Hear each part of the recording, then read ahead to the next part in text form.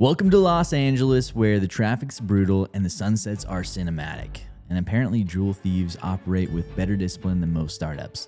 Meet Davis, played by Chris Hemsworth. He doesn't smash glass, he doesn't yell, he doesn't even sweat. He follows rules, coastal jobs only, clean exits, no chaos, and less criminal mastermind and more heist consultant with a lifestyle brand. Enter Detective Lou. No surprise here, it's Mark Ruffalo playing what he's played the last 3 times this year. An exhausted detective obsessed with staring at crime boards like he's trying to crack Da Vinci Code. He knows there's a pattern, he just needs caffeine and probably therapy. And then there's Sharon, played by Halle Berry, the insurance broker who understands risk better than anyone in the room. Because when diamonds disappear, somebody always pays. Throw in big money, bigger egos, and a final score that screams this will go absolutely wrong, and suddenly everyone is playing chess while pretending it's not personal. Crime 101. Because nothing says professionalism like stealing diamonds with a code of ethics.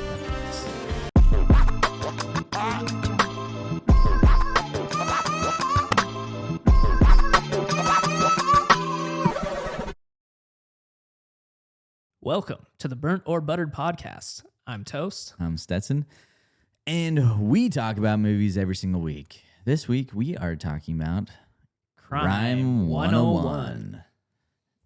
And before we went and saw this movie, I saw a TikTok. Oh, boy. About a guy reviewing movies. And he laid out like this last week's movies. He went through all of them, and Crime 101 was his second favorite. Oh. I was like, maybe there's something missing here. Maybe when I saw this trailer, I didn't think I knew exactly what this movie was going to be. And I don't know. Well, there's a few questions I have immediately from this anecdote. What was his favorite movie of the week? His favorite movie of the week was the Nirvana one. I can't remember what it's called. Okay, so this is the guy that sold you on that. Yeah. Okay. We still haven't seen that movie yet. But yeah, he is like Crime 101, super good, super unexpected. I was like, oh, maybe there's something different there. Maybe. Your synopsis, real quick. I don't know if everybody else knows how personal chess is, but that little note, playing chess while pretending it's not personal. Mm-hmm. Chess is very personal. It almost broke up the band. Somebody was using AI. That's what I'm gonna say. There were accusations. There were beads used. Yeah, chess. Toast is pretty dang good at chess. I'm above average in the United States. But go to Russia, below average. Dunzo. Can't hang. They're too aggressive. But Crime 101, this movie, it was fun. There's fun stuff about it. I feel like there's certain things that are a little bit disconnected for me. Mm-hmm. Barry, what's his Halle name? Berry? No, the other guy, Barry. What's his name? Barry White. No, the other crime guy. The other crime guy. Barry Keoghan. Yeah, Barry Keoghan. I didn't like his character in this movie at all. Yeah. I almost feel like it didn't need to be there. Yeah, I guess he was supposed to be a foil. Like, he's supposed to be the exact opposite of Chris Hemsworth's character. Mm. So Chris Hemsworth is like perfectly organized, leaves no trace, nobody gets hurt. This guy, which is weird because it's almost like this guy, Barry Keoghan's character, has like a little man syndrome, you know, because he goes in there, he hits people immediately, like has to instill fear by violence rather than just, you know, staying calm. Let's just get this done. Zero plan, which Chris Hemsworth's character thinks out every detail, you know? So I guess it was just mostly used to show you that Chris Hemsworth is a good guy, you know, even though he's doing these bad things, he's a good guy. I feel like that story was already told though. You know, like it felt like that character really just threw off the tone of the movie for me. Yeah. Like it felt And disconnected. me saying this is not defending the choice. It's just what I think listening to Why the they interviews. did it. Yeah. Yeah. Yeah, and I get it. Like I get why they put him in there, but also I just wonder if we either had him in the movie less of a a part, or if we changed up the timing of when he came into the story. Like I don't know, but I guess he had to do the first job for Chris Hemsworth to break up with his fence Yeah. over him selling like the job that he provided for him to the other crime guy. Yeah. I don't know. It kind of just, and maybe it's the way that it was portrayed, because it felt like he was kind of playing that what's his name, Through the Pines. What do you know what I'm talking about? The movie Through the Pines, where God, I'm really having struggle remembering people's names. Through the Pines. It's a guy that's on a dirt bike that goes It's across. I haven't seen it, but it's Ryan Gosling. Ryan Gosling, yeah. Yeah. So it felt like he was trying to play Ryan Gosling's character in, Something Through the Pines in this movie, because they're both like motorcycle guys. They both have bleached hair. They both tattooed up and stuff. And they're both like a little bit unhinged. And it just didn't feel connected. Yeah. To me. That character just didn't feel fully developed. I can agree with that. I also think that the girlfriend character was pretty disconnected.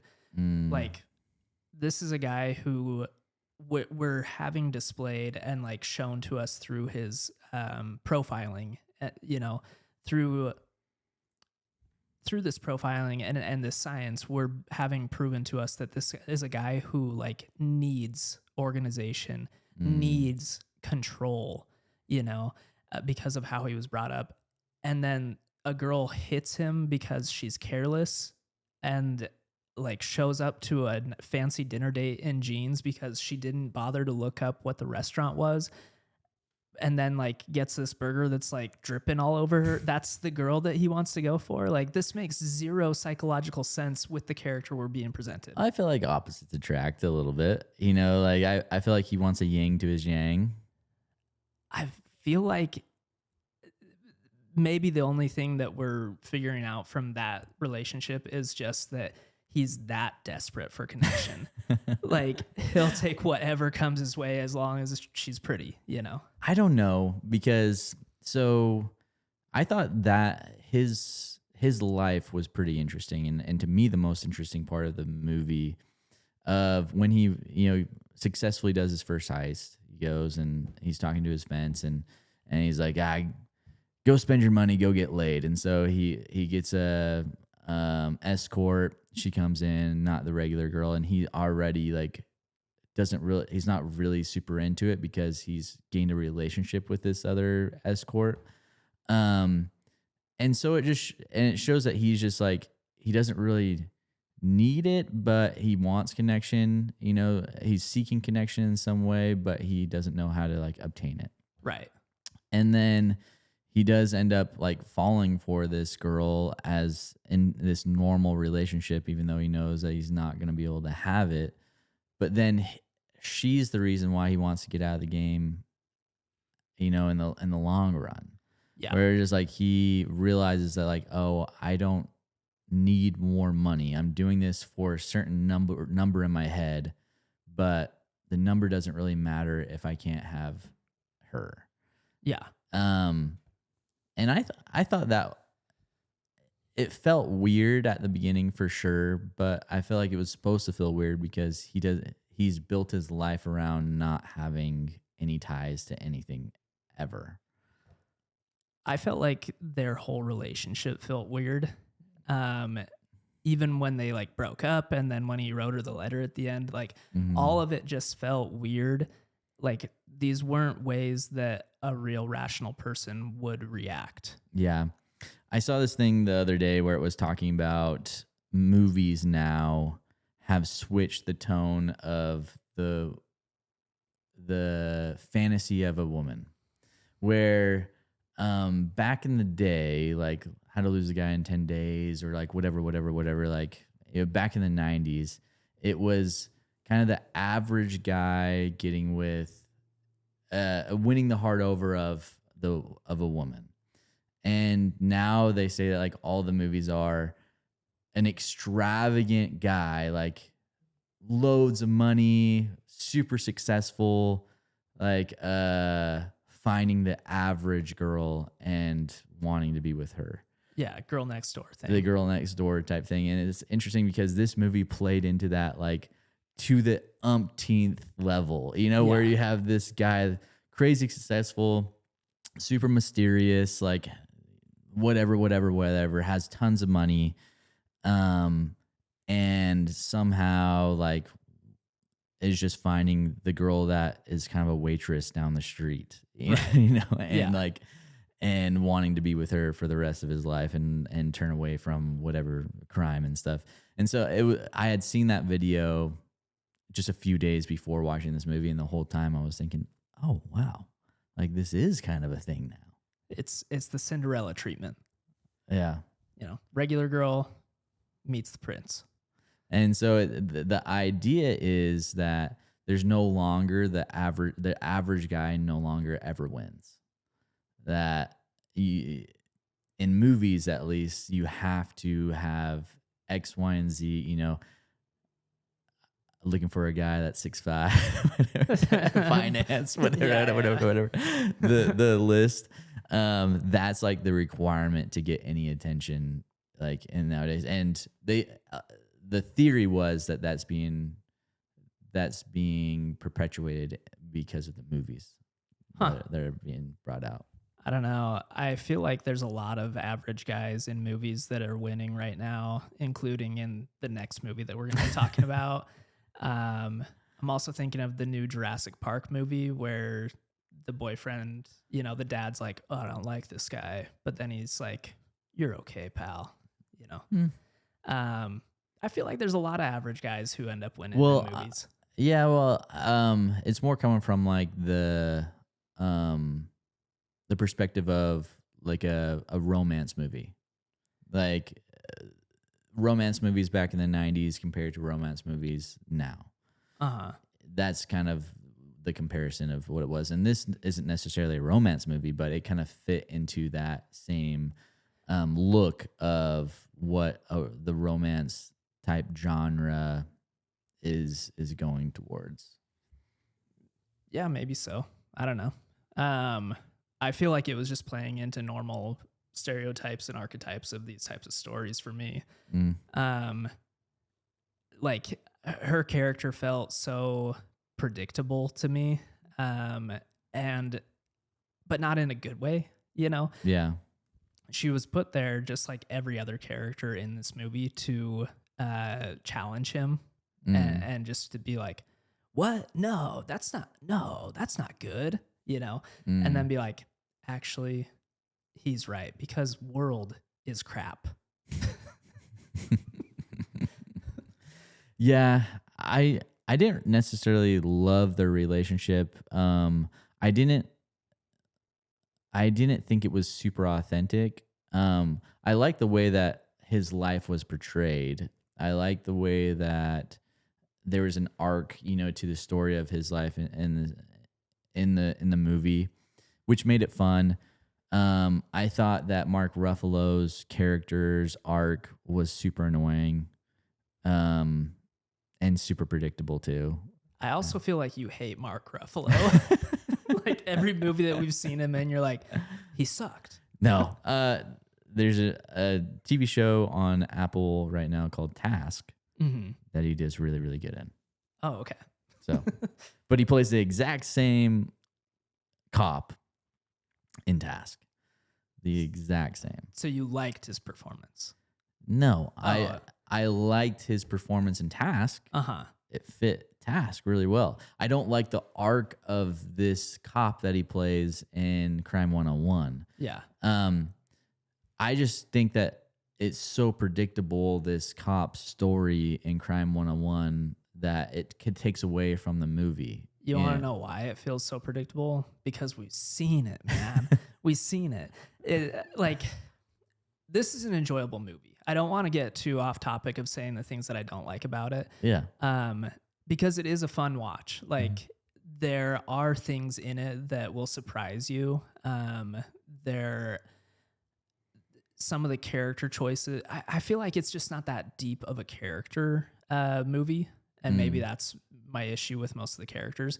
But the overall plot is interesting. The themes that they explore, like nature versus nurture, and then like the things that happen to us in our childhood shape the way that we are later. And then the thing, there's a lot of things going on in it, and there are a lot of cool themes, but the characters just don't seem to react in normal or realistic ways to me. Yeah. Yeah, like you said, like it is a pretty fun watch. Like it's not a boring movie. It is a very common theme. There's not very many twists or turns in it that we don't see coming. Sure. I thought Halle Berry did a good job in her character. I thought she really lived in it, and it came out. And Chris Hemsworth, I thought, was really, really good in this too. Mark Ruffalo, his character was decent. I just don't like the arc of the character that he plays. I just feel like it's overplayed. There was something. We got Den of Thieves like kind of feelings from it. Right. At some point, I leaned over and I was like, he's gonna steal. What did I tell you? I feel like I told you he was gonna steal the diamonds. Yeah, he's like, he switched the diamonds. Yeah. Because he went into the evidence room and stole the fake ones. Yeah. Like as soon as he went into the evidence room, I was like, he's switching out the diamonds. Yeah, he's crooked. Yeah. And it's like, is he crooked because he's so smart? Like that was kind of the idea, is like, no one in the precinct believed me. Like I solved this thing. Like I'm way smarter than everyone else. I should get paid for being smart. I partially, I do feel like it was kind of a payback. Like if you guys aren't going to listen to me, then you don't get the real diamonds or whatever. You guys never believe me anyways. Who needs real diamonds? I don't know. Like, yeah. And then it kind of leaves the idea, is Halle Berry and Mark Ruffalo's characters like gonna get together at the end? Or maybe. What's going on? He's gonna keep showing up to yoga with his brand new Mustang. Oh yeah. I didn't really love him giving them the Mustang, if I'm being honest. It's like, what did Mark Ruffalo give you? I guess freedom. Like he didn't arrest you, but he also like stole the money. Well, and also I don't know, like I don't think the title works that way. Like just because you give somebody the keys doesn't mean that. I'm sure in the glove box the title was there, Oh, it's already signed by this wanted fugitive. It's under a different name. Yeah. I mean, Mark Ruffalo was the only one chasing him anyways. Yeah. Yeah. Yeah, because they got the guy. He's dead. Yeah. That's all the cops care about, is getting the guy. Just closing that case. Just stamping. Yeah. I did feel like a good satire of like the state of bureaucracy, right now in our country. I don't know about the rest of the world, but it feels like there's a lot of red tape and a lot of people just trying to push paper and just get things done rather than make sure that things are getting done right. Yeah. If you talk to Shelby, conspiracy's all over. Oh. Don't believe anything that you read. Man. Conspiracy theorists 99 to the rest of us 0. Side note, I'm in a conspiracy show tomorrow. Ooh. At Recycle Minds.